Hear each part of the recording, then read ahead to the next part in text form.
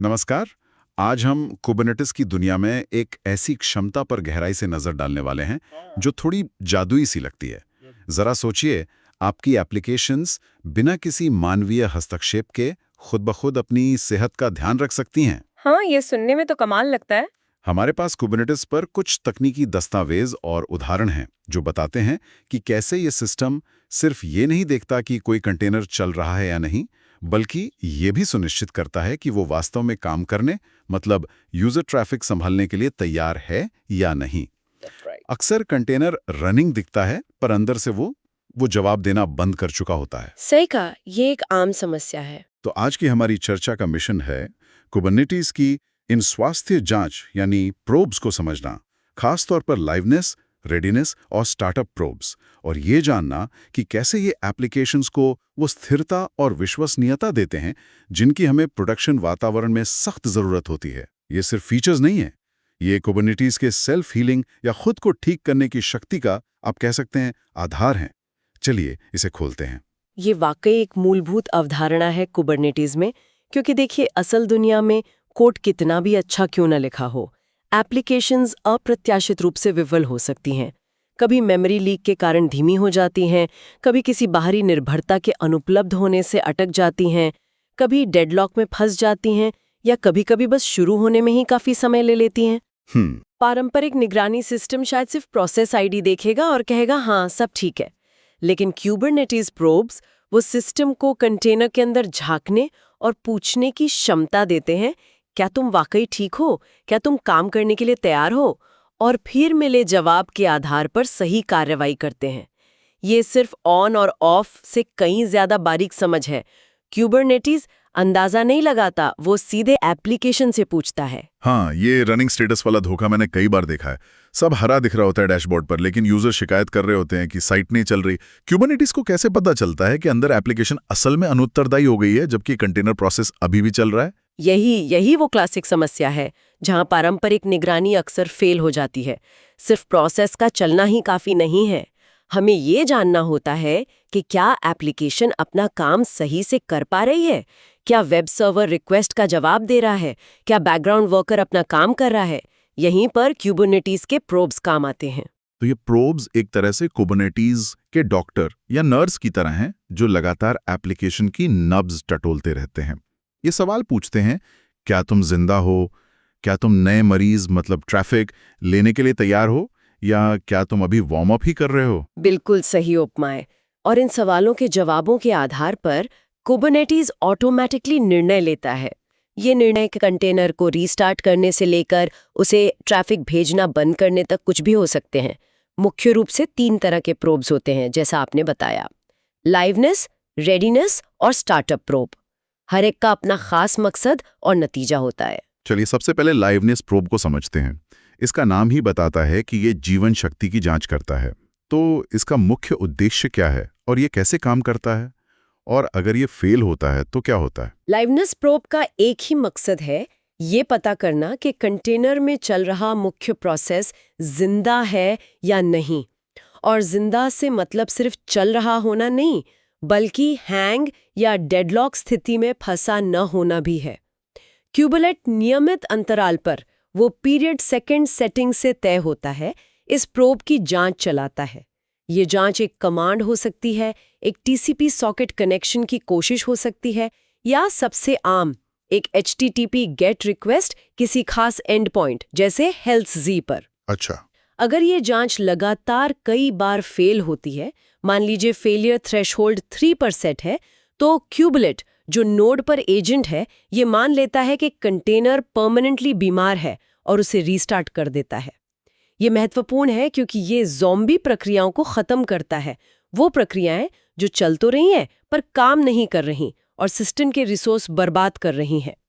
बिना liveness probe के ऐसा कंटेनर हमेशा रनिंग दिखता रहेगा और प्रॉब्लम पकड़ में नहीं आएगी। तो लाइवनेस प्रोब अनिवार्य रूप से एक ऑटोमेटिक रिकवरी मैकेनिज्म है जो अटके हुए कंटेनरों को हटाकर नए स्वस्थ कंटेनर लाता है। लेकिन क्या इसके ज्यादा एग्रेसिव होने का खतरा नहीं है? मान लीजिए कोई टेम्पररी प्रॉब्लम थी और कंटेनर खुद ही ठीक हो जाता। ये एक वैलिड पॉइंट है और यहीं पर कॉन्फ़िगरेशन बहुत जरूरी हो जाता है। आपको period seconds, time out seconds और फेलियर थ्रेशहोल्ड को ध्यान से सेट करना होता है। अगर आप जांच बहुत जल्दी जल्दी करते हैं या थ्रेशहोल्ड बहुत कम रखते हैं, जैसे फेलियर थ्रेशहोल्ड इक्वल्स 1, तो आप टेम्पररी दिक्कतों के कारण भी कंटेनर को बेवजह रीस्टार्ट कर सकते हैं। इसलिए ऐप कैसी है, उसके हिसाब से इन वैल्यूज को ट्यून करना जरूरी है। समझ गया। अब बात करते हैं रेडीनेस प्रोब की। ये लाइवनेस से कैसे अलग है? इसका उद्देश्य क्या है, खासकर जब लाइवनेस प्रोब पहले से ही कंटेनर के जिंदा होने की जांच कर रहा है? ये एक बहुत महत्वपूर्ण अंतर है। देखिए, लाइवनेस प्रोब पूछता है क्या तुम जिंदा हो, रेडीनेस प्रोब पूछता है क्या तुम काम करने के लिए तैयार हो। इसका मतलब है क्या एप्लीकेशन न केवल चल रही है, बल्कि क्या वो यूजर्स से रिक्वेस्ट लेने और उन्हें सफलतापूर्वक प्रोसेस करने के लिए पूरी तरह से तैयार है। हो सकता है एप्लीकेशन जिंदा हो, लाइवनेस पास कर रही हो, लेकिन उसे अभी डेटाबेस कनेक्शन बनाने हैं, या कुछ कैश लोड करना है, या किसी और सर्विस पर निर्भर है जो अभी तैयार नहीं है। रेडीनेस प्रोब भी लाइवनेस प्रोब की तरह ही कॉन्फ़िगर होता है। कमांड, टीसीपी या एचटीटीपी जांच, पीरियड सेकेंड्स, फेलियर थ्रेशहोल्ड वगैरह के साथ। लेकिन यहाँ फेल होने का नतीजा बिल्कुल अलग है। अगर रेडीनेस प्रोब फेल होता है तो कुबरनेटिस कंटेनर को रीस्टार्ट नहीं करता है। इसके बजाय वो उस पॉड के एंड पॉइंट को संबंधित कुबरनेटिस सर्विस से हटा देता है। मतलब उस पॉड को सर्विस के लोड बैलेंसर से टेम्परेली बाहर कर दिया जाता है। अच्छा, तो इसका मतलब है कि उस पॉड को कोई नया ट्रैफिक नहीं भेजा जाएगा जब तक कि रेडीनेस प्रोब फिर से पास ना होने लगे। ये तो यूजर एक्सपीरियंस के लिए बहुत महत्वपूर्ण लगता है। बिल्कुल, ये पक्का करता है कि ट्रैफिक केवल उन पॉड्स को भेजा जाए जो वाकई उसे संभालने के लिए तैयार हैं। सोचिए, आप अपनी ऐप का नया वर्जन डिप्लॉय कर रहे हैं, नए पॉड शुरू होते हैं, लाइवनेस पास करते हैं, लेकिन उन्हें पूरी तरह तैयार होने में शायद 30 सेकंड लगते हैं। रेडीनेस प्रोब के बिना कुबरनेटिस उन्हें फौरन ट्रैफिक भेजना शुरू कर देगा और यूजर्स को एरर मिलेंगी। रेडीनेस प्रोब ये सुनिश्चित करता है कि ट्रैफिक तभी जाए जब पॉड रेडी हो। ये रोलिंग अपडेट और जीरो डाउन टाइम डिप्लॉयमेंट के लिए बहुत ही जरूरी है। ये बहुत मायने रखता है, खासकर माइक्रो सर्विसेज आर्किटेक्चर में, जहां सेवाएं एक दूसरे पर निर्भर होती हैं। एक सर्विस तब तक ट्रैफिक लेने के लिए तैयार नहीं हो सकती जब तक उसकी डिपेंडेंसीज तैयार ना हो। रेडीनेस प्रोब इसे हैंडल करने में मदद करता है। एकदम सही। ये इंटर सर्विस डिपेंडेंसीज और ग्रेसफुल शटडाउन पैटर्न को मुमकिन बनाता है। जब कोई पॉड शटडाउन हो रहा होता है, तब भी रेडीनेस प्रोब फेल हो सकता है, ताकि लोड बैलेंसर उसे ट्रैफिक भेजना बंद कर दे जबकि वो मौजूदा कनेक्शंस को खत्म कर रहा हो। ठीक है, लाइवनेस जीवन के लिए, रेडीनेस तैयारी के लिए। अब ये तीसरा प्रोब, स्टार्टअप प्रोब, कहाँ फिट होता है? ये तो लाइवनेस और रेडीनेस के होते हुए थोड़ा जरूरी लगता है क्या? इसकी क्या जरूरत पड़ी? स्टार्टअप प्रोब एक रिलेटिवली नया एडिशन है। कुबरनेट्स 1.16 में बीटा आया, 1.20 में स्टेबल हुआ, लेकिन बहुत उपयोगी है। ये खास तौर पर उन एप्लीकेशंस के लिए डिजाइन किया गया है जिन्हें शुरू होने में काफी समय लगता है, कभी-कभी मिनटों। सोचिए किसी बड़ी जावा एप्लीकेशन के बारे में जिसे बहुत सारे जार लोड करने पड़ते हैं, या कोई मशीन लर्निंग मॉडल जिसे बड़े डेटा सेट को मेमोरी में लोड करना पड़ता है। हाँ, होती हैं ऐसी एप्स। इन मामलों में अगर आप लाइवनेस प्रोब को बहुत जल्दी जांच शुरू करने के लिए कॉन्फ़िगर करते हैं, कम इनिशियल डिले सेकंड्स के साथ, तो वो ऐप के पूरी तरह से शुरू होने से पहले ही फेल हो सकता है। लाइवनेस प्रोब को नहीं पता कि ऐप अभी शुरू हो रही है या सच में हैंग हो गई है। वो बस जांच फेल देखता है और फेलियर थ्रेशहोल्ड तक पहुंचने पर कंटेनर को मार देता है। नतीजा, ऐप कभी शुरू ही नहीं हो पाती क्योंकि क्यूबुलेटिस उसे बार बार मारता रहता है। ओह, तो स्टार्टअप प्रोब इस प्रॉब्लम को सॉल्व करता है कि धीमी गति से शुरू होने वाले ऐप्स को लाइवनेस प्रोब टाइम से पहले खत्म ना कर दे। ये कैसे काम करता है? क्या ये लाइवनेस और रेडीनेस को टेम्परेरीली डिसेबल कर देता है? हाँ बिल्कुल, जब आप किसी कंटेनर के लिए स्टार्टअप प्रोब कॉन्फ़िगर करते हैं तो क्यूबलेट पहले सिर्फ स्टार्टअप प्रोब को चलाता है। लाइवनेस और रेडीनेस प्रोब्स तब तक इनएक्टिव रहते हैं जब तक स्टार्टअप प्रोब सफलतापूर्वक पास नहीं हो जाता, या जब तक स्टार्टअप प्रोब के लिए तय फेलियर थ्रेशहोल्ड पीरियड सेकंड्स की कुल टाइम लिमिट खत्म नहीं हो जाती। अच्छा, स्टार्टअप प्रोब को आमतौर पर लाइवनेस प्रोब जैसी ही जांच के साथ कॉन्फ़िगर किया जाता है, लेकिन बहुत ज़्यादा फेलियर थ्रेशहोल्ड और पीरियड सेकंड्स के साथ। जैसे आप कह सकते हैं कि जांच हर 10 सेकंड में करें और 30 बार तक फेलियर थ्रेशहोल्ड को सहन करें, जिससे ऐप को शुरू होने के लिए कुल 300 सेकंड यानी 5 मिनट मिल जाते हैं। काफी टाइम है। एक बार स्टार्टअप प्रोब सक्सेसफुली पास हो जाता है, क्यूबलेट फिर रेगुलर लाइवनेस और रेडीनेस जांच शुरू कर देता है अगर वो कॉन्फ़िगर की गई है तो। अगर स्टार्टअप प्रोब अपनी तय टाइम लिमिट में सफल नहीं होता है तो क्यूबलेट कंटेनर को मार देता है, ये मानकर कि वो शुरू होने में फेल हो गया। ये धीमी ऐप्स को सेफली शुरू होने का मौका देता है। ये तो बहुत सोचा समझा समाधान लगता है। उन पुरानी या कॉम्प्लेक्स एप्लीकेशंस को क्यूबरनेटीज पर लाने के लिए ये बहुत मददगार होगा, जिन्हें शुरू होने में ज्यादा टाइम लगता है। इन तीनों को याद रखने के लिए एक अस्पताल वाली एनालॉजी काफी चलती है, शायद उसे दोहराना यहाँ फायदेमंद होगा। स्टार्टअप प्रोब को आप उस डॉक्टर की तरह सोच सकते हैं जो आईसीयू में नए मरीज के आने पर पूछता है, क्या मरीज होश में आ गया है, क्या सब स्टेबल है। शुरू में जब तक डॉक्टर हाँ नहीं कहता तब तक रेगुलर जांच शुरू नहीं होती। लाइवनेस प्रोब उस नर्स की तरह है जो हर घंटे आकर जांचती है, क्या दिल की धड़कन चल रही है, वाइटल्स ठीक हैं। अगर नर्स को लगता है कि मरीज की हालत गंभीर रूप से बिगड़ गई है तो वो इमरजेंसी एक्शन लेती है, यानी कंटेनर रीस्टार्ट। ठीक है। और रेडीनेस प्रोब अस्पताल के रिसेप्शन की तरह है जो नर्स से पूछता है, क्या ये डॉक्टर या बेड अब नए मरीजों को लेने के लिए तैयार हैं। अगर नर्स कहती है नहीं, अभी नहीं, तो रिसेप्शन नए मरीजों को कहीं और भेजता है, मतलब ट्रैफिक रोक दिया जाता है। ये बहुत अच्छे से तीनों प्रोब्स की अलग-अलग भूमिकाओं और उनके बीच के कनेक्शन को साफ कर देती है। ये दिखाती है कि कैसे कुबरनेटिस सिर्फ चल रहा है या नहीं से आगे बढ़कर ऐप की हेल्थ के अलग-अलग स्टेज और पहलुओं की निगरानी करता है। शुरुआती दौर, लगातार चलना और सर्विस देने की तैयारी। चलिए अब उन उदाहरणों या लैब से मिली कुछ खास बातों पर फोकस करते हैं जिनका जिक्र हमारे स्रोतों में था। लाइवनेस प्रोब वाले उदाहरण में एक सिंपल स्क्रिप्ट थी जो टीएमपी हेल्दी फाइल के होने पर सक्सेसफुल होती थी। जब हमने वो फाइल डिलीट कर दी तो प्रोब फेल होने लगा। कुछ फेलियर के बाद क्यूबसीटीएल गेट पॉड्स ने दिखाया कि कंटेनर का रीस्टार्ट्स काउंटर बढ़ गया है, और क्यूबसीटीएल डिस्क्राइब पॉड के इवेंट्स में दिखा कि क्यूबलेट ने लाइवनेस प्रोब फेल होने के कारण कंटेनर को मार दिया और फिर से बनाया। यहाँ दिलचस्प बात ये थी कि ये सब ऑटोमेटिक हुआ। हाँ, और वो सेल्फ हीलिंग का एक सीधा डेमो था। रेडीनेस प्रोब वाले उदाहरण में ऐप को शुरू होने में कुछ सेकंड लगते थे और तब तक वो रेडी एंड पॉइंट पर 200 ओके नहीं देता था। हमने देखा कि पॉड शुरू होने के तुरंत बाद क्यूबकटल गेट पॉड में रेडी कॉलम 01 दिखाता था, मतलब कंटेनर चल रहा है 1 पर रेडी नहीं।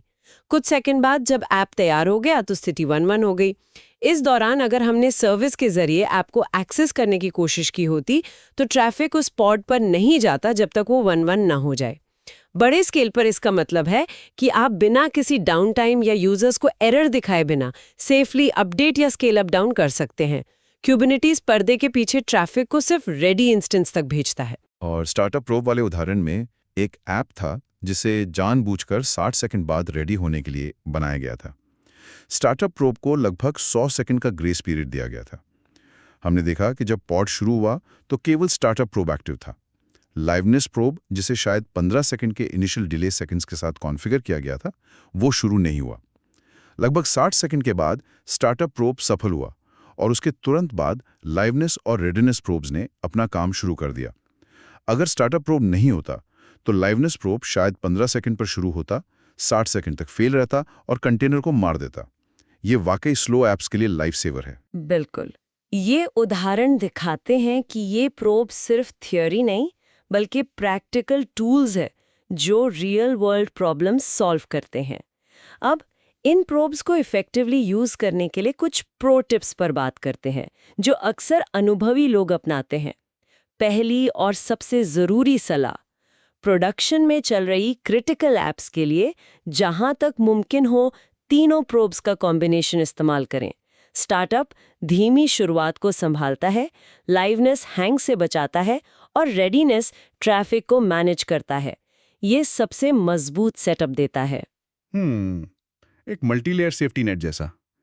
और HTTP प्रोब के लिए एंड पॉइंट के बारे में क्या कुछ खास बनाना चाहिए? हाँ, एक अच्छी प्रैक्टिस ये है कि डेडिकेटेड हेल्जीज लाइवनेस के लिए, रेडीनेस के लिए और स्टार्टअप के लिए अगर ज़रूरी हो, जैसे एंड पॉइंट बनाएं। इन एंड पॉइंट्स को जितना हो सके लाइट वेट और फास्ट रखें। उन्हें सिर्फ ज़रूरी जांच करनी चाहिए, जैसे हेल्थ सीज शायद सिर्फ ये देखे कि मेन थ्रेड चल रहा है, जबकि रेडीनेस बाहरी कनेक्शन जैसे डेटाबेस की जांच कर सकता है। अगर आपकी हेल्थ चेक खुद ही स्लो है तो वो प्रॉब्लम बन सकती है। अच्छा नुक्ता है। हेल्थ चेक को ऐप पर बोझ नहीं बनना चाहिए। एक और टिप धीमी गति से शुरू होने वाले ऐप्स के लिए है। भले ही आप स्टार्टअप प्रोब का उपयोग ना कर रहे हों, हालांकि आपको करना चाहिए, लाइवनेस और रेडीनेस प्रोब्स में इनिशियल डिले सेकंड्स मान को थोड़ा ज्यादा रखें। ये वो टाइम है जो कुबरनेटिस कंटेनर शुरू होने के बाद पहली जांच शुरू करने से पहले इंतजार करता है। अगर आपकी ऐप को शुरू होने में 10 सेकंड लगते हैं और आपने इनिशियल डिले सेकंड्स 5 पर सेट किया है, तो प्रोब टाइम से पहले फेल हो सकता है। ऐप को स्टेबल होने के लिए पर्याप्त समय दें। स्टार्टअप प्रोब इसे और बेहतर संभालता है, पर इनिशियल डिले सेकंड्स फिर भी जरूरी है। और अगर चीजें उम्मीद के मुताबिक काम नहीं कर रही हैं, तो आप कैसे पता लगाते हैं कि प्रूफ के साथ क्या हो रहा है? उसके लिए cube control describe pod name आपका सबसे अच्छा दोस्त है। ये कमांड पॉड के बारे में डिटेल जानकारी दिखाता है, जिसमें सबसे नीचे इवेंट सेक्शन होता है। यहाँ आप देख सकते हैं कि लाइवनेस प्रोब फेल हुआ या रेडीनेस प्रोब फेल हुआ, कितनी बार हुआ और क्या क्यूबलेट ने कोई एक्शन लिया, जैसे killing container for failed liveness probe. Probe की प्रॉब्लम्स को डिबग करने के लिए ये बहुत काम का है। आप सीधे क्यूबलेट लॉग्स को भी देख सकते हैं नोट पर, लेकिन डिस्क्राइब पॉड आमतौर पर पहला कदम होता है। ये वाकई उपयोगी टिप्स हैं। और हमने स्रोतों में एक रियल वर्ल्ड डेमो चैलेंज का भी जिक्र देखा था। श्रोता को कॉन्फिग मैप, सीक्रेट और तीनों प्रोब के साथ एक वेब ऐप को डिप्लॉय करने की चुनौती दी गई थी। लक्ष्य ये दिखाना था कि कैसे लाइवनेस प्रोब फेल होने पर ऑटोमेटिक रिस्टार्ट करता है और रेडीनेस प्रोब ऐप के तैयार होने तक ट्रैफिक रोकता है। ये सीखने को प्रैक्टिस में लाने का एक शानदार तरीका लगता है। बिल्कुल, खुद करके देखने से कॉन्सेप्ट्स बहुत बेहतर समझ आते हैं। ये दिखाता है कि ये अलग-अलग Kubernetes objects, deployment, service, probes, config map, secret एक साथ मिलके कैसे काम करते हैं। और अंत में अगले एपिसोड के लिए एक संकेत भी था। अगली बार हम कुबरनेटिस रिसोर्स मैनेजमेंट पर चर्चा करेंगे, यानी रिक्वेस्ट्स, लिमिट्स और quality of service, QoS classes. ये समझना महत्वपूर्ण है कि कैसे अपने कंटेनरों के लिए CPU और मेमोरी का सही से प्रबंधन करें ताकि वे स्टेबल चलें और एक दूसरे को या नोड को अस्थिर ना करें। हाँ, ये प्रोब्स जितना ही महत्वपूर्ण विषय है, क्योंकि अगर आपके कंटेनर के पास पर्याप्त रिसोर्स ही नहीं है, तो वे वैसे भी फेल होते रहेंगे, चाहे आपके प्रोब्स कितने भी अच्छे क्यों ना हो। क्यूबरनेटिस में स्टेबिलिटी के लिए रिसोर्सेज का सही एलोकेशन और हेल्थ चेक दोनों जरूरी हैं। ये एक बैलेंस बनाने के बारे में है। तो आज की चर्चा को संक्षेप में कहें तो हमने देखा कि क्यूबरनेटिस प्रोब्स सिर्फ कॉन्फ़िगरेशन सेटिंग्स नहीं है, बल्कि ये आपकी एप्लीकेशंस को एक तरह की सेल्फ हीलिंग क्षमता देते हैं। लाइवनेस प्रोब मरे हुए कंटेनरों को फिर से जिंदा करता है। रेडीनेस प्रोब ये पक्का करता है कि ट्रैफिक केवल तैयार इंस्टेंस तक ही जाए, जिससे यूजर एक्सपीरियंस बेहतर होता है। और स्टार्टअप प्रोब धीमी ऐप्स को बिना किसी बाधा के तैयार होने का टाइम देता है। कुल मिलाकर ये प्रोब मिलकर क्यूबरनेटिस पर चलने वाली एप्लीकेशंस को ज्यादा मजबूत, भरोसेमंद और लचीला बनाते हैं। तो इन सब का व्यापक मतलब क्या है? इसका मतलब है कम डाउन टाइम, क्योंकि सिस्टम ऑटोमेटिकली कई कॉमन प्रॉब्लम्स का पता लगा सकता है और उन्हें ठीक कर सकता है। इसका मतलब है बेहतर यूजर एक्सपीरियंस, क्योंकि यूजर्स को अनरिस्पॉन्सिव या एरर देने वाले ऐप इंस्टेंस से बचाया जाता है। और इसका मतलब है ऑपरेशंस टीमों पर कम बोझ, क्योंकि उन्हें मैन्युअल रूप से फेल कंटेनरों का पता लगाने और उन्हें रीस्टार्ट करने की जरूरत कम होती है।